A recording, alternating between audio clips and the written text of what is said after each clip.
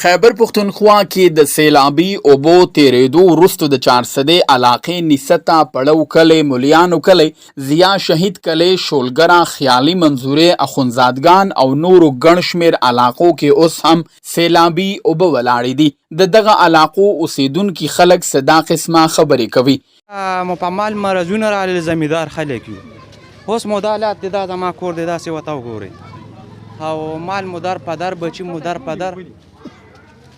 او بس کار مو ښه روان دی که یو سړی دا خېټې شی راوړي دا وچې خلک راغونډ شي او دلته په موږ غوبل جوړ کړي که څوک څه راوړي هغه زموږ نه واپس یوسي دا د وچې خلکو د لاسه نو موږ غریبانان خلک یو زموږ خو نور څه شته نه همدغه موثره ده. ایله په موږ راغلی دی نیم سامان مو کور کې پاتې شوي دی او نیم مو اوښ کې دی او واړه مو د بل په کور کې دي. ما هو زاهد علي نوم دی د محبوب علي زوی ما پړو مولیان اوسیدونکی ما او دلته بس دا سیلاب اوبه راغلي دي او سیلاب د الله څخه خلک ډېر متاثره شوي لکه ټول کورونه پرېښي بس یو کس دوه کس غریبانان د دې وجې پراته دي چې دی خو هغه غلطۍ هم پکې کېږي غله هم ګډ شوي دي نو هر یو غریب بس یو دوه نور زنانه واړه څه چې دي ټول پناهګزین شوي چا څوک تروریانو کلی ته دي څوک د ماما زامنو کلی ته دي چا سکولونو کې پرتې دي او ټول پراته دي.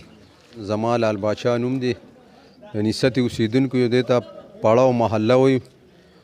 او دا جي په موږ باندې نن دویمه ورځ دا اوبه راغلي دي نو مسلې خو دلته ډېرې جي یو خو زمونږ کډې هم در په در شوې او بل ماشومان مو لوی واړه د هغه به چې کوم ځای د چا خپلوانو کورونه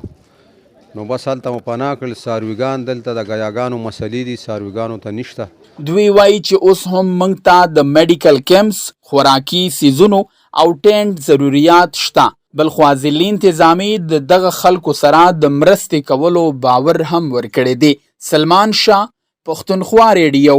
مردان.